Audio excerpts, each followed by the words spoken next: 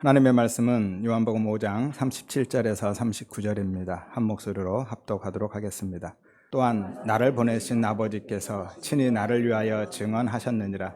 너희는 아무 때에도 그 음성을 듣지 못하였고 그 형상을 보지 못하였으며 그 말씀이 너희 속에 거하지 아니하니 이는 그가 보내신 이를 믿지 아니함이라. 너희가 성경에서 영생을 얻는 줄 생각하고 성경을 연구하거니와 이 성경이 곧 나에 대해서 증언하는 것이니라. 아멘. 여러분 안녕하세요. 반갑습니다. 오늘은 31절부터 40절까지 나누도록 하겠습니다. 오늘 본문은요, 단순히 예수님의 설교나 예수님이 유대인들과 논쟁하신 것이 아니라 법정에서의 소송과 변론과 판결이 있는 재판 장면입니다. 그렇다고 예수님이 실제로 유대인의 법정에 서셨다라는 것이 아니라 법정적인 구조와 형식을 가지고 전개된다라는 거예요. 그래서 본문에는 증언이나 심판, 고발, 증거 같은 법정 용어들이 많이 나옵니다.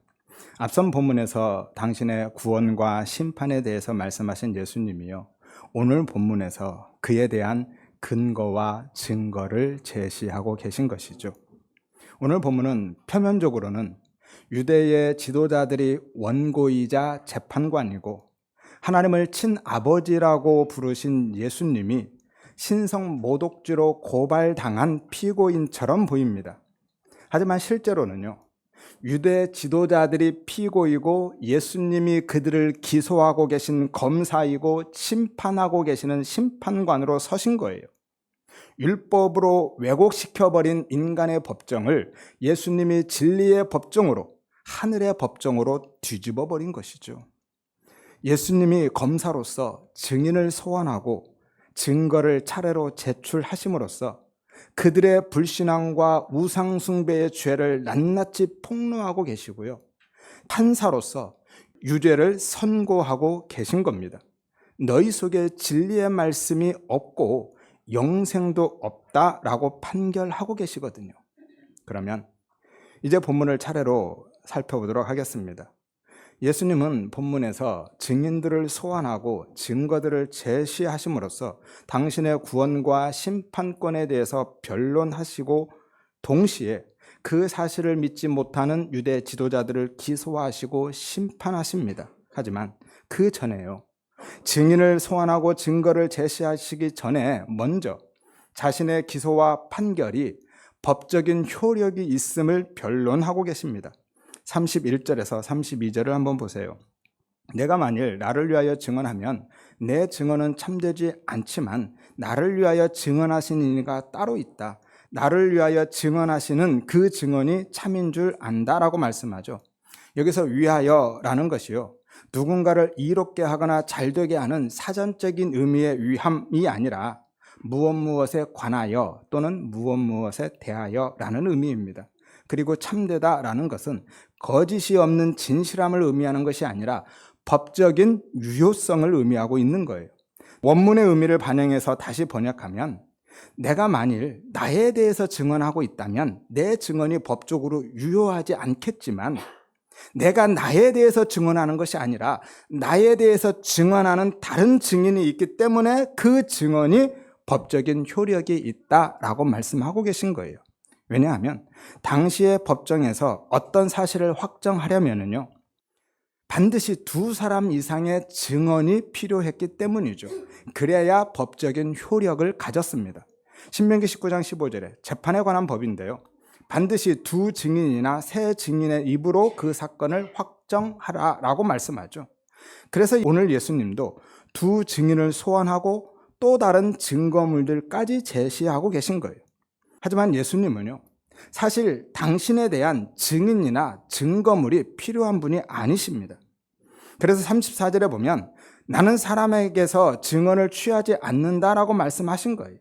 예수님은 창조주 하나님이시기 때문에 스스로를 증명하실 이유도 없고요, 다른 사람들의 증언이나 증거물을 통해서 자신을 증거받을 필요도 없으신 분입니다. 예수님은 사람의 동의나 승인 여부와 상관없이, 그들이 인정하건 인정하지 않건 상관없이 창조주 하나님의 권위로 그냥 선언하고 선포하시면 되는 거예요. 그리고 정말 당신이 하나님이신과 구원과 심판의 주이심을 입증하셔야만 했다면 그런 증인과 증거물이 아니라 당신의 힘과 능력으로 얼마든지 그렇게 하실 수 있으신 분입니다. 당신의 힘과 능력을 발휘해서 천군과 천사를 동원하거나 하늘에서 불을 내려서 얼마든지 당신이 하나님이시고 당신이 구원과 심판의 주이심을 증명해낼 수 있었다라는 거예요. 그럼에도 불구하고 예수님이 굳이 증인을 소환하고 증거물들을 채택하는 번거로운 일을 하고 계신 것은요, 단순히 당신의 증언에 대한 논리적인 입증이나 법적인 효력을 확보하기 위함이 아닌 거예요. 당신이 메시아임을 계시함으로써 그들에게 참된 믿음을 심으시고 그들을 구원하시기 위함인 거예요. 34절을 보세요. 나는 사람에게서 증언을 취하지 아니하노라. 다만 이 말을 하는 것은 너희로 구원을 받게 하려 함이다 라고 하죠. 그러면 예수님은 왜 당신의 힘과 능력으로 자신을 입증하지 않으셨을까요? 그렇게 당신이 메시아임을 보여주실 수도 있었잖아요. 왜냐하면 구원은요, 그리스도에 대한 믿음은 눈에 보이는 어떤 현상을 인식함으로 생기는 것이 아니기 때문인 거예요. 믿음은, 구원은 위로부터 부어지는 은혜인 거예요. 생명은요, 이적이나 기적을 통해서 전달되는 것이 아니라 위로부터 은혜로 부어지는 거예요. 그럼에도 불구하고 예수님이 많은 표적을 행하셨다는 것은 당신이 그리스도이심과 그 구원이 어떻게 주어지는지를 계시하기 위함이지 결코 그 기적 자체를 구원의 방편으로 주신 것이 아니다라는 거죠. 표적은 계시의 수단이지 구원의 방법이 아닙니다.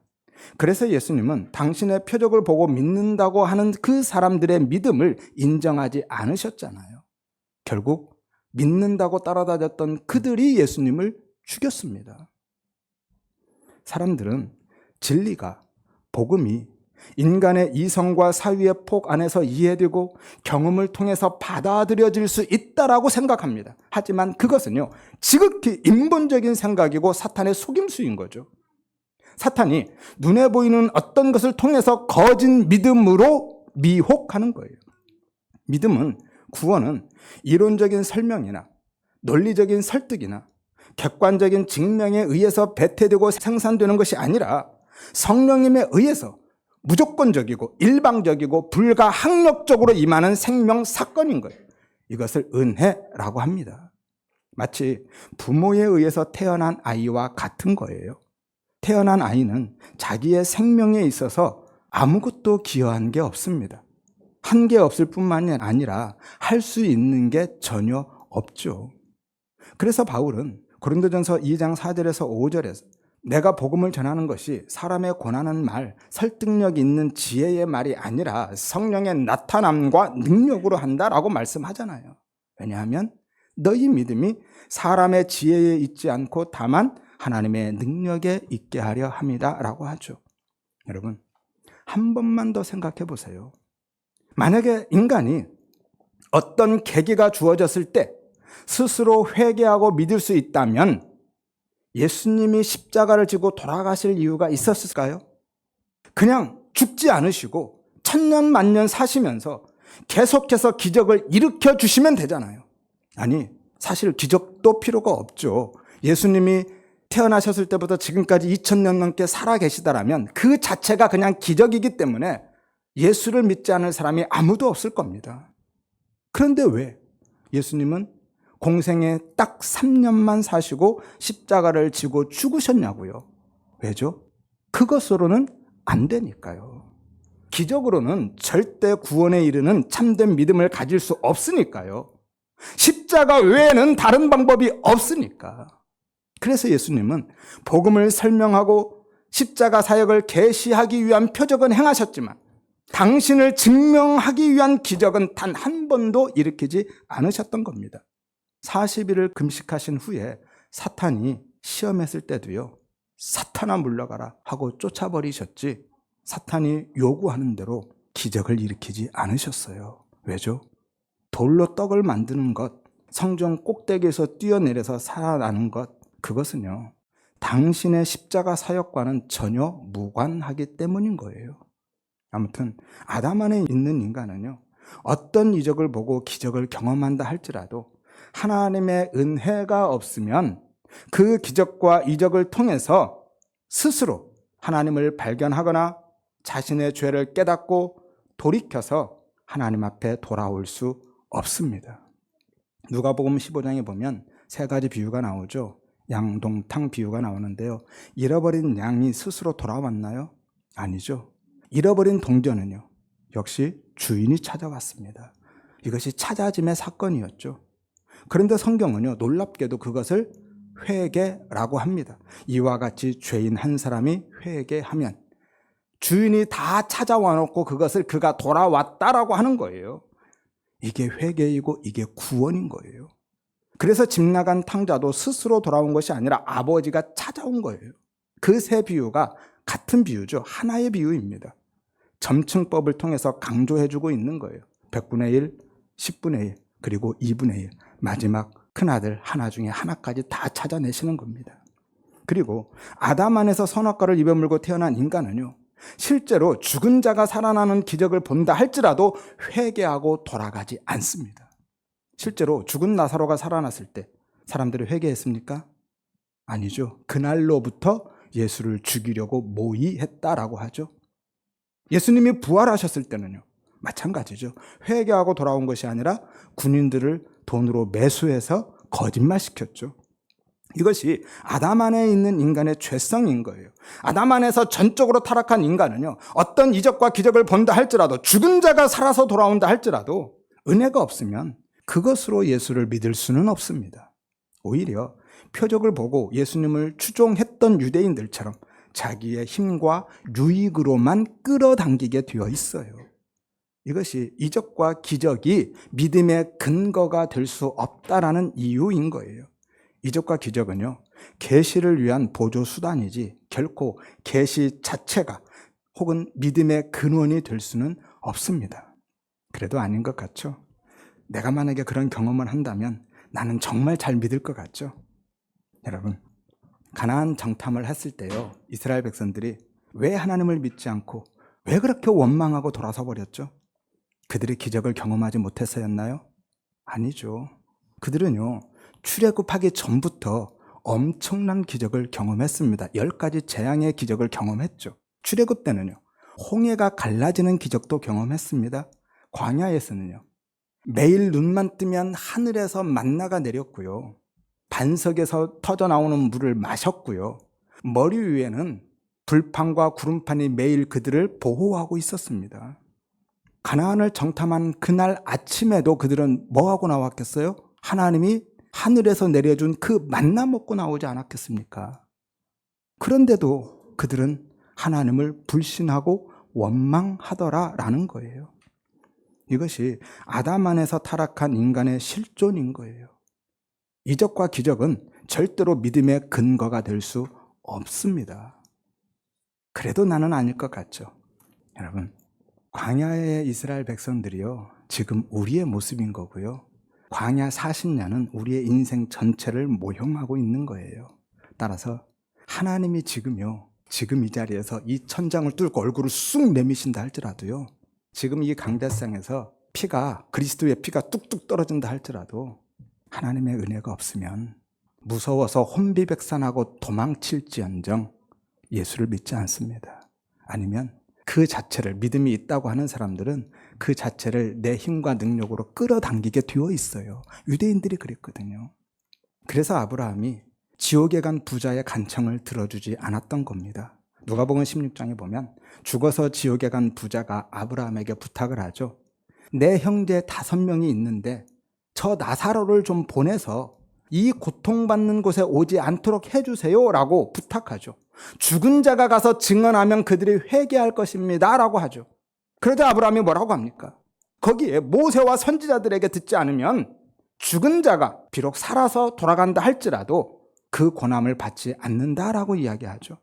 여기서 모세와 선지자는 모세오경과 선지서죠. 구약 성경을 이야기합니다. 당시에는 구약 성경밖에 없기 때문에 성경 전체를 이야기하는 거예요. 믿음은요, 이적과 기적이 아니라, 눈에 보이는 신비한 현상이 아니라 하나님의 말씀을 통해서 주어진다라는 거예요. 말씀이신 예수를 통해서 믿음이 심겨지는 거예요. 이것이 구원입니다. 그래서 믿음도 은혜라고 하는 거예요. 복음은 잘 설명해서 이해되고 무엇을 경험해서 믿어지는 것이 아니라 오직 은혜로 되는 거예요. 에베소서 2장 8절에 너희는 그 은혜에 의하여 믿음으로 말미암아 구원을 받았으니 이것이 너희에게서 난 것이 아니라 하나님의 선물이라고 하죠. 자 보세요. 은혜에 의하여 믿음으로 말미암아 구원을 받았다라고 하죠. 구원의 방법이 뭡니까?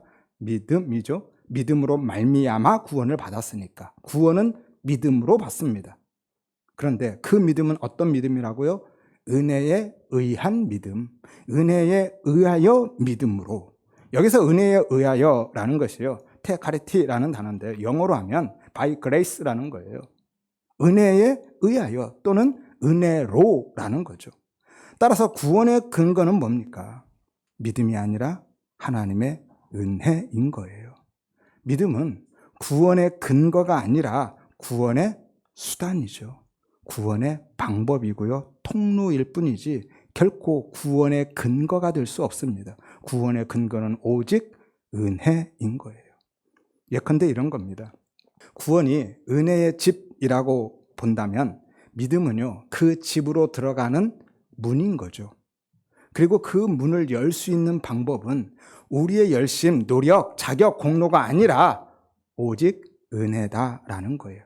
그 문은 은혜로만 열립니다. 그 문을 열 수 있는 열쇠는, 유일한 열쇠는 은혜인 거죠.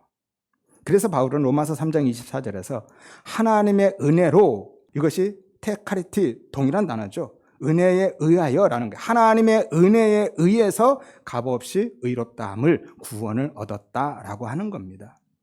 사실요, 그 믿음의 문까지 오게 된 것도 은혜죠. 내가 그 문을 찾아간 것이 아니라 하나님의 은혜로 그 문까지 이끌어 오신 겁니다. 요한복음 6장 44절에 아버지께서 이끌지 아니하시면 아무도 내게 올 수 없다라고 하죠. 그리고 그 믿음의 문을 열어주시고 구원이라는 은혜의 집 안으로 들어가게 하시는 것도 역시 은혜인 거예요. 그래서 모든 것이 은혜다라고 하는 겁니다. 빌립보서 1장 29절에 너희에게 은혜를 주신 것은, 하나님이 은혜를 주신 이유는 다만 그를 믿을 뿐 아니라 고난도 받게 하려 함이라 라고 말씀하죠. 은혜를 왜 주셨다고요? 그리스도를 믿고 그 믿음으로 고난받는 삶, 십자가를 지는 자기 부인의 삶을 살게 하시려고 은혜를 주셨다라고 하는 거예요. 여기서 은혜를 주셨다가 카리조마이라는 단어인데요, 수동태입니다. 값없이 거저 주어지는 선물을 의미하죠. 따라서 믿음도요, 내 의지의 결단이 아니라 하나님이 값없이 주시는 은혜의 선물이다라는 거예요. 성령님이 내 안에서 맺어내시는 생명의 열매가 그 믿음인 거죠. 그래서 때로 우리의 의지적인 믿음이 흔들릴지라도요, 우리의 구원은 결코 흔들리지 않는 겁니다. 우리의 구원이 확실한 거죠. 왜냐하면 구원받는 믿음은 나의 선택과 의지가 아니라 내 안에 은혜로 뚫고 들어오신 예수이기 때문인 거예요. 이것이 기독교입니다. 세상의 모든 종교는 자력 종교예요. 스스로 구원을 이루어가는 겁니다. 하지만 기독교는 전적으로 타력 종교입니다. 오롯이 100% 은혜로 구원받는 거예요. 구원이나 믿음, 생명에 있어서는요, 우리가 할 수 있는 것은 아무것도 없습니다. 우리는 전적으로 타락하고 전적으로 무능력해져서 하나님이 무조건적으로, 일방적으로, 불가항력적인 은혜로 뚫고 들어오시는 거예요. 그래서 은혜라고 하는 겁니다. 은혜라는 단어 자체가 아무 대가 없이 거저주는 선물을 의미하잖아요. 만약에 구원이요, 우리의 기분과 감정이나 의지에 의해서 결과가 달라져 버린다면 우리 중에서 과연 끝까지 구원을 유지할 수 있는 사람이 몇이나 될까요? 구원은요, 시작하신 분이 이루시고 완성하심을 믿으시기를 바랍니다. 빌립보서 1장 6절에 너희 안에 착한 일을 시작하신 이가, 그 착한 일이 선한 일이죠. 구원입니다. 그 구원을 시작하신 이가 이루신다라고 하잖아요. 따라서 구원만 하나님의 선물이 아니라 믿음도 은혜의 선물인 거죠. 만약에 믿음이 은혜로 주어지는 것이 아니라면, 어떤 계기에 의해서 인간 측에서 생산되고 발휘되는 것이라면, 구원은요, 은혜의 선물이 아니라 내 믿음에 의한, 내가 믿음의 결과로 마땅히 받아야 하는 대가이고 보상이 되는 거잖아요. 그래서 하나님은 힘으로 당신을 증명하거나 강제로 믿음을 설득하려 하지 않으십니다. 왜냐하면 그걸로는 예수를 믿을 수도 없거니와 100번, 1000번, 아니 1000만 번 양보해서 믿을 수 있다 쳐도, 그렇게 되면 그 믿음에 대한 최종적인 판단과 선택의 주도권이 결국은 인간에게 있기 때문에, 그러면 구원이 무조건적인 하나님의 은혜의 선물이 아닌 게 되기 때문에 나의 선택과 결정에 의해서 조건적인 보상으로 주어지는 것이 되어버리기 때문에 하나님은 그렇게 하지 않으신다라는 거예요. 따라서 아직 그 믿음이 없으신 분들은요, 믿음과 구원에 있어서 하나님의 절대 주권과 나의 무력함과 무능력함을 인정할 수 있는 그 은혜 주시기를 위해서 기도하시기를 바랍니다. 그리고 성령님께서 믿음의 문으로 나를 이끌어 주시기를 위해서, 그리고 그 문을 열어서 그 은혜의 집 안으로 구원으로 들여보내 주시기를 위해서 그 은혜를 구하시기를 바랍니다. 그리고 이미 그 은혜의 집 안에 계신 분들은 그 은혜의 집 안에서 생명의 부요함을 풍성히 누리며 살아가실 뿐만이 아니라 한 걸음 더 나아가서 그리스도와 연합된 고난의 삶, 십자가를 지는 자기 분의 삶을 위해서도 기도하시기를 바랍니다. 하나님이 우리에게 은혜를 주신 것은 그리스도를 믿고 그 믿음으로 고난받는 삶에 동참하기 위해서 주셨다라고 말씀하셨잖아요. 하여서 우리 모두가 은혜 안에서 생명이 있는 자로 살아갈 뿐만이 아니라 그 생명을 드러내고 나타내는 하나님의 영광으로 살아가시기를 주의 이름으로 축원드립니다. 33절에서 35절 보겠습니다. 예수님이 자신의 메시아 그리스도 되심에 대한 첫 번째 증인으로 세례 요한을 소환합니다. 세례 요한의 증언으로 당신의 그 그리스도 사역, 구원과 심판의 권한을 증명하고 계신 거죠. 그리고 36절에서 그에 대한 물증을 제시하십니다. 33절을 보세요. 너희가 사람을 보냈을 때 세례 요한이 이미 진리에 대해서, 나에 대해서 증언하지 않았냐라고 하시죠. 너희는 유대 지도자들입니다. 정확히는 사내들인 공의원들이죠. 1장 19절에 보면 그들이 세례 요한에게 사람을 보냈었죠. 공식적인 조사단을 파견했던 겁니다. 그리고 네가 누구냐라고 물었습니다. 네가 그리스도냐? 네가 엘리야냐? 네가 선지자냐?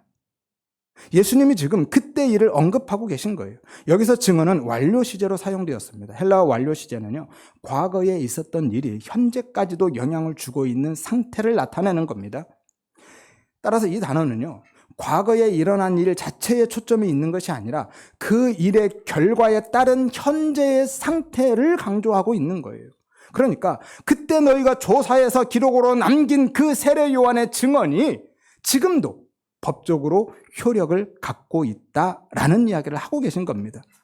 과거의 결과로 인한 현재의 상태가 무엇인지에 대해서 강조하고 있는 거거든요.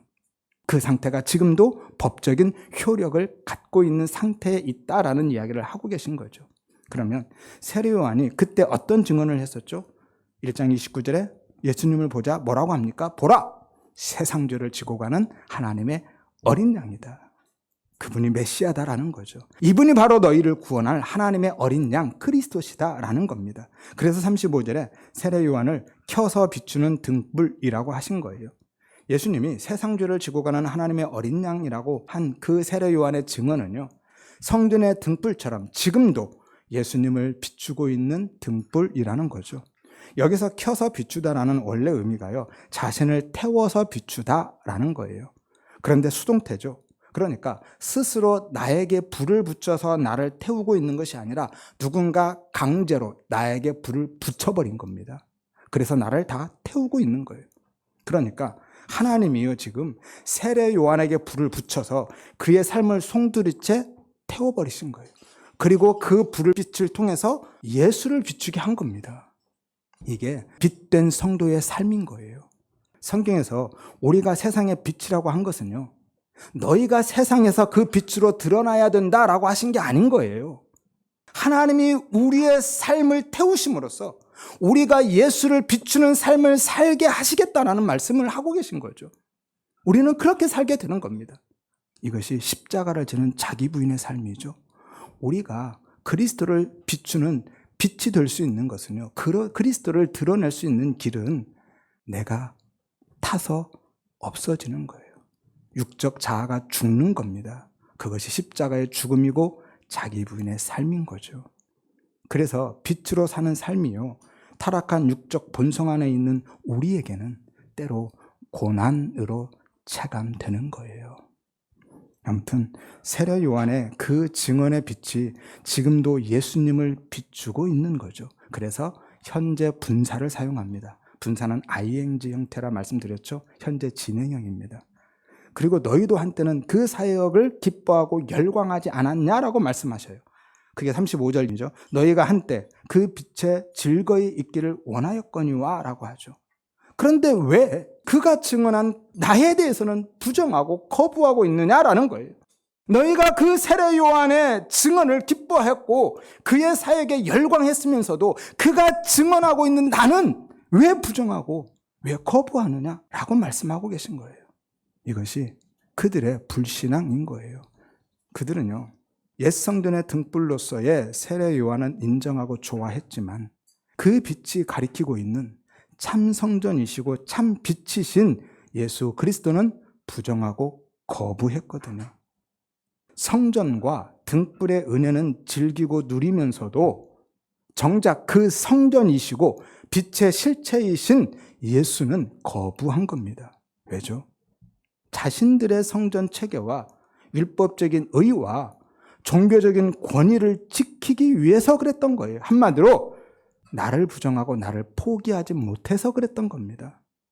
그래서 예수님이 세례 요한의 증언보다 더 큰, 더 확실한 물증을 제시하시죠. 그게 뭐죠?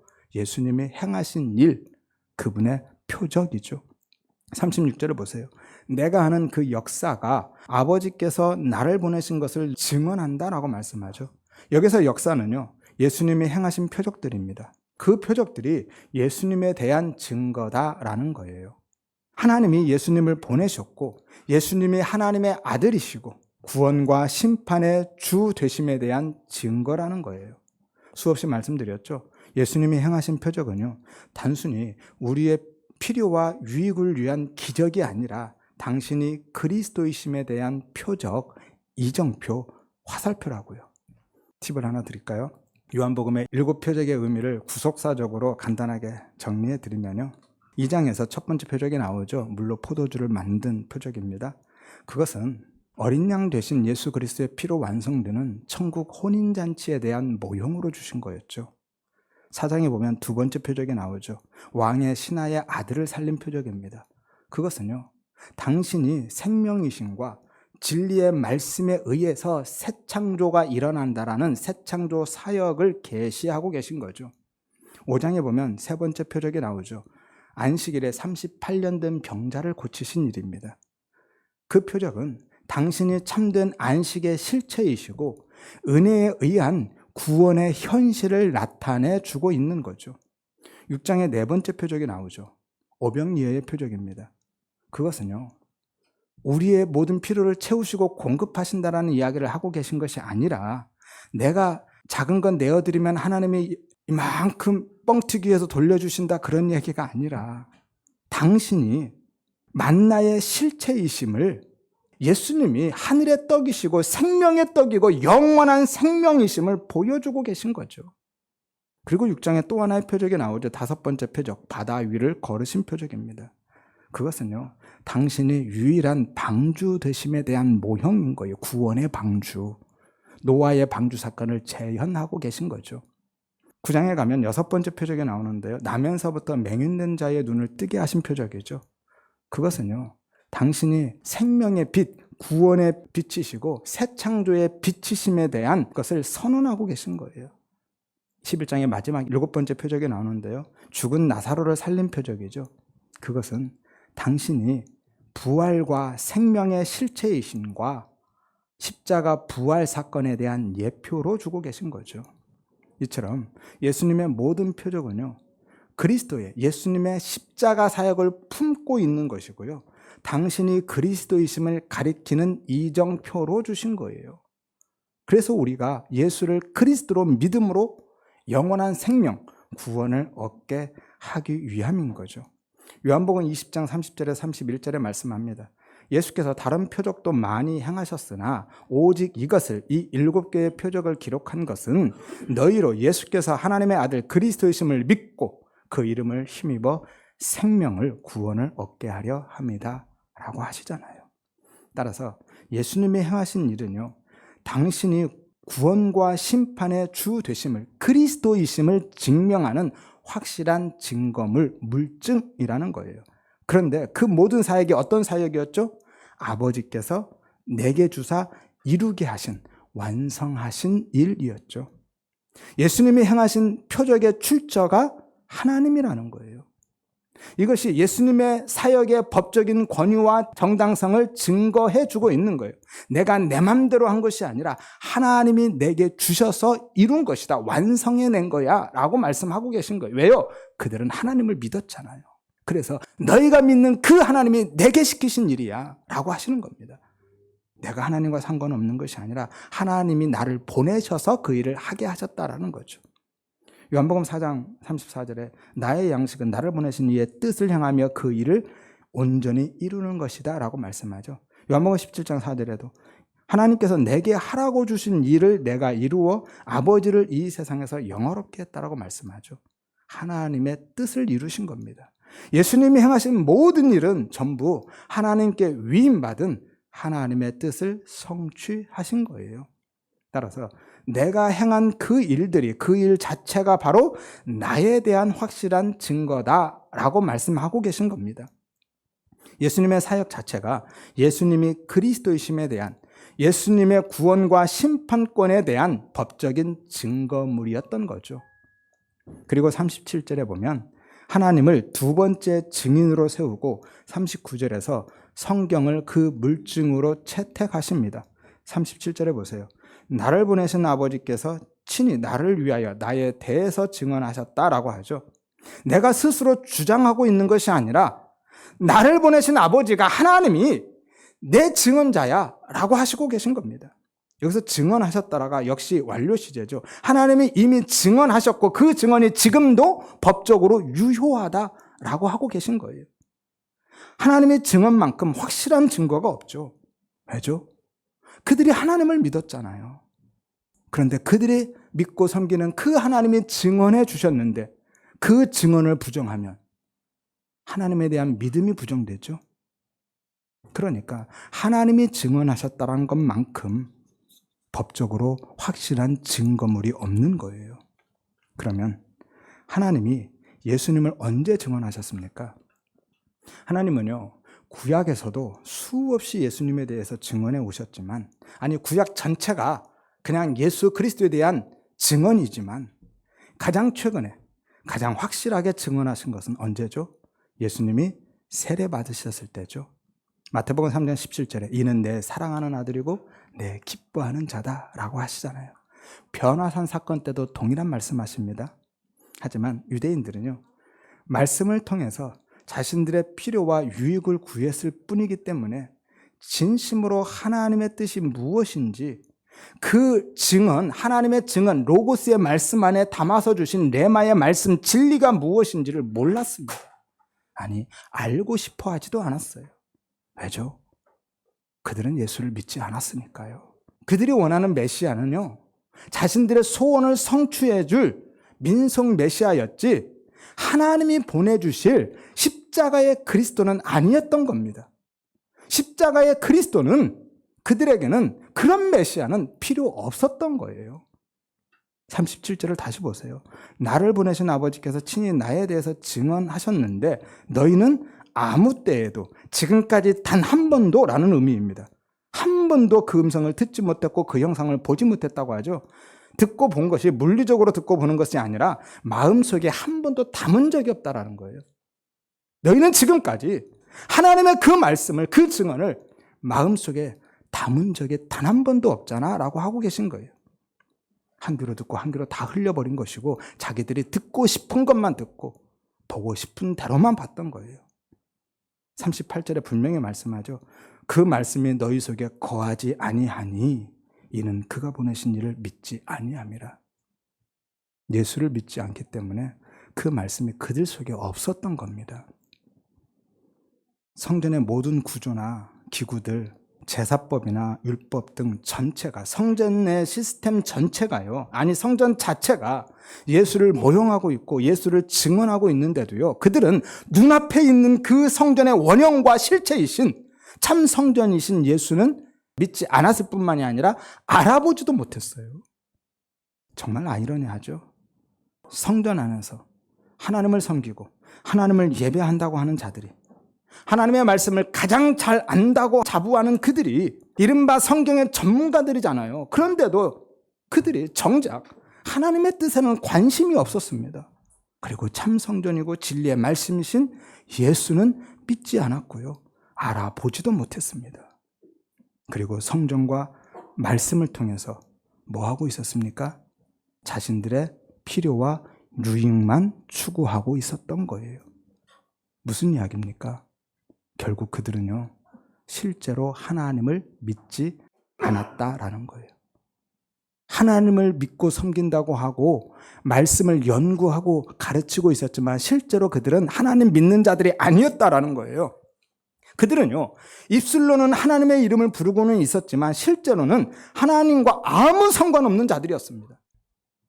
그들이 부르는 하나님은 성경에서 말씀하고 있는 하나님이 아니라 자기들이 원하는, 자기들이 그리고 있는 하나님인 거예요. 그리고 오히려 진짜 성경에서 말씀하는 그 하나님은 부정하고 대적했던 겁니다. 이것이 불신앙인 거고요, 성전 종교인 거예요. 하나님을 금송아지로 섬기는 우상 숭배인 거고요. 그들은 하나님이 아니라 결국은 자신을 섬긴 겁니다. 나를 신으로 섬긴 거예요. 마태복음 15장 8절에서 말씀하죠. 이 백성이 입술로는 나를 공경하되 마음은 내게서 멀었다라고 하죠. 그들 안에는 하나님이 계시지 않았던 겁니다. 그런데 그 모습이요, 오늘날 교회의 모습과 얼마나 다를까요? 라오디게아 교회처럼 예수님의 이름을 부르고 하나님을 예배하고는 있지만 정작 예수님은 그 안에 계시지 않는, 문 밖에 세워두고 있는 현실. 그래서 오늘날 예수가 없는 교회, 예수가 없는 목사와 성도들이 많은 겁니다. 최근에 놀라운 사건을 하나 봤습니다. 여러분도 잘 아시는 이야기가 될 것 같은데요. 최근에 가장 큰 이슈가 된 교회가 있죠. 분당에 있는 모 교회. 어떤 여자분이요, 앞에서 기도 인도를 하고 있는데 부목사가 갑자기 기도하고 있는 그 여자분 앞에 가서 여자분을 잡고 진짜 이른바 패대기를 치더라고요. 바닥에 그냥 내동댕이 쳐졌습니다. 여러분, 어떤 이유에서건 그게 교회 안에서, 그것도 목사가, 그것도 기도 인도하는 사람을 그렇게 할 수 있는 건가요? 이게요, 그 안에 예수가 있는 사람이 가능한 일이냐는 거예요. 이 부분은 할 말이 많지만 다음에 계시록 나누게 되면 그때 다시 나누기로 하겠습니다. 정말 안타까운 일이죠. 아무튼 그래서 예수님이 그에 대한 증거로, 너희가 하나님의 증언도 듣지 않고 믿지 않는다라는 그 증거로 확실한 물증을 제시하고 계신 겁니다. 39절 말씀이죠. 너희가 성경에서 영생을 얻는 줄 생각하고 성경을 연구하거니와 이 성경이 곧 나에 대해서 증언하는 것이다 라고 하죠. 여기서 성경은 구약 성경이라 말씀드렸습니다. 그리고 그 성경은 당시에는 성경 전체였죠. 따라서 모든 성경은요, 예수에 대한 증언인 겁니다. 이 성경이 나에 대해서 증언한다라고 말씀하시잖아요. 신약 성경만 예수를 이야기하고 있는 것이 아니라 모든 성경이 다 예수에 대한 이야기다라는 거예요. 다른 이야기 없습니다. 우리가 어떻게 살아야 되는지에 대한 이야기 없어요. 우리의 삶의 처세나 방법론을 성경은 이야기하지 않습니다. 전부 예수와 십자가 구원만 이야기하고 있어요. 예수에 대한 계시인 거예요. 성경은 하나님의 자기 계시라고 하잖아요. 그리고 그 정점에 예수 그리스도와 그 십자가가 있죠. 그래서 제가 다른 이야기를 할 수 없는 겁니다. 성경은 다 예수에 대한 이야기인데 성경을 펴놓고 설교한다고 하면서도 예수 외에 다른 이야기하면 율법과 윤리, 도덕적인 교훈으로만 가르치면 어떻게 살아야 되는지에 대한 삶의 처세와 방법론으로만 전해주면 제가 예수가 없는 바리새인이 돼버리잖아요. 그래서 다른 이야기 할 수 없는 겁니다. 아무튼 성경만큼 예수가 하나님의 아들이시고 구원과 심판의 권세를 가진 그리스도이심에 대한 확실한 증거가 없습니다. 그들이 그토록 믿고 따르던 그 성경이 오히려 예수가 그리스도이심에 대한 가장 확실한 물증이잖아요. 하지만 그들은 성전 안에서 날마다 성경과 율법을 연구하고 붙들고 가르치고 입에 달고 살고 있으면서도 오히려 그 성경이 말씀이 증언하고 있는 참 성전이신 예수는 부정하고 거부하고 믿지 않았다라는 거예요. 하나님을 믿고 섬긴다고 하면서도 정작 그 하나님의 말씀 믿지 않고 거부했다라는 거죠. 이 얼마나 모순된 일입니까? 선지자의 말씀과 율법을 믿고 가르치면서도요, 그 선지자의 말씀과 율법이 증언하고 있는 예수는 부정하고 거부하고 있잖아요. 이것이 그들이 하나님의 말씀과 아니 하나님과 상관없는 삶을 살고 있다라는 명백한 증거죠. 말씀을 지식적으로 이해하고 아는 것과요, 말씀이 그 안에 있는 것과는 전혀 다른 문제입니다. 40절을 보세요. 너희가 영생을 얻기 위하여 내게 오지 않았다라고 하죠. 그러니까 뒤집어 보면 그들 안에 영생이, 생명이, 구원이 있다는 거예요, 없다는 거예요? 없다는 거잖아요. 이것이 그들에게 선고된 최종 판결입니다. 뭐죠? 사형. 사형을 언도하고 있는 거예요. 정말 무서운 이야기지 않습니까? 평생을 성전에서 하나님을 섬긴다 하면서 하나님의 말씀을 연구하고 가르치고 있었는데 그들에게 사형이 선고되고 있어요. 구원이 없다. 왜죠? 그들은요, 그 모든 것을 통해서 하나님의 이름까지 이용해서 결국 내 영광 추구했거든요. 자기의 유익만 추구하고 살았기 때문인 겁니다. 이것이 불신앙이라니까요. 그리고 우상숭배입니다. 그들에게 하나님은요, 그들에게 있어서 말씀은, 성경은 내 이름과 내 가치와 내 평판과 내 영광을 챙기기 위한 수단과 방법, 도구였을 뿐이지 결코 그들이 하나님을 믿고 하나님을 섬긴 게 아니었던 거예요. 그리고 그 결과는 실로 참혹했죠. 사형을 언도받았습니다. 영원한 사망, 지옥 경벌이 선고된 거예요. 마태복음 7장에 이런 말씀이 있죠. 예수님이 나보고 주여 주여 한다고 다 천국 가는 것 아니야 라고 말씀하시자 내 아버지의 뜻대로 행해야 된다 라고 하셨죠. 그러자 유대인들이 항의를 합니다. 주님 무슨 말씀을 하셔요? 우리가 주의 이름으로 선지자 일 했습니다. 지금으로 하면 목사 사역하고 있었어요. 목사 일까지 했습니다. 주의 이름으로 귀신도 쫓아냈고요. 성령 사역했습니다. 주의 이름으로 많은 권능도 행했습니다. 그런데 우리가 천국에 가지 못한다니요 라고 항의했죠. 그러자 예수님이 뭐라고 합니까? 이 불법을 행하는 자들아 내게서 떠나가라 하죠. 내가 너희를 도무지 알지 못한다. 너희는 나를 한 번도 안 적이 없다라는 거예요. 너희가 내 이름으로 그렇게 했다고 나를 안 적 있어? 나도 너희를 모르고 니들도 나를 안 적 없어 라고 하는 거죠. 그래서 쫓아버리잖아요. 아버지의 뜻이 뭡니까? 거기에서 아버지의 뜻. 하나님의 뜻은 여러 가지가 있지만 궁극적인 하나님의 뜻은 딱 하나죠. 예수 믿는 거예요. 예수 믿고 구원받는 겁니다. 요한복음 6장 40절에 내 아버지의 뜻은 아들을 보고 믿는 자마다 영생을 얻는 것이다.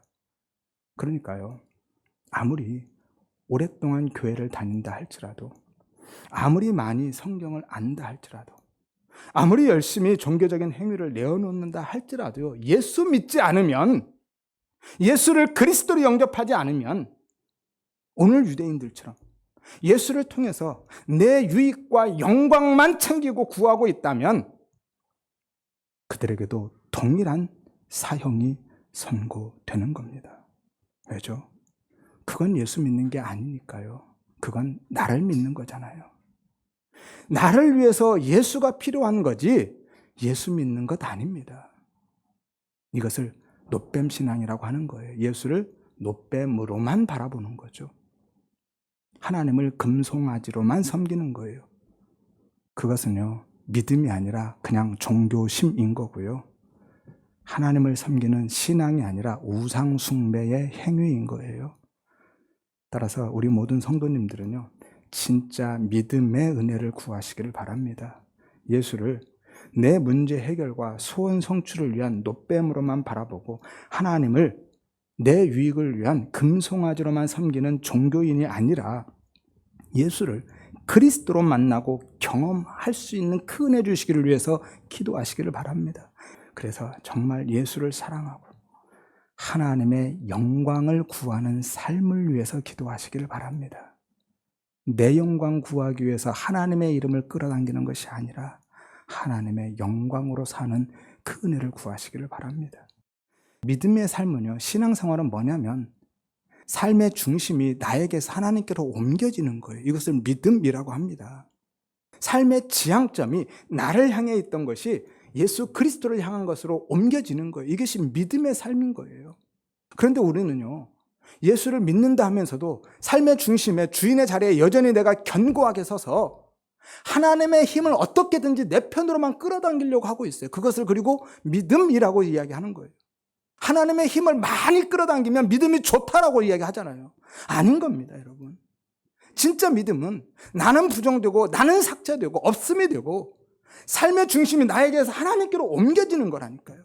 삶의 지향점이 나를 바라보는 것이 아니라 예수 그리스도 그 십자가를 바라보는 그 삶을 지향하고 사는 것이 믿음의 삶인 거예요. 이것이 신앙생활입니다.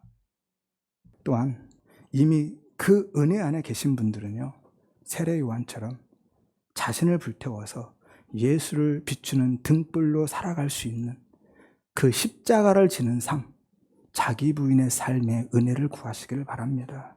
하여서 우리 모두가 날마다 은혜의 지평 안으로 한 걸음씩 더 깊이 들어가고 그리스도의 십자가 앞에 한 발자국씩 더 나아가는 참된 생명의 삶을 살아가시기를 주의 이름으로 축원드립니다.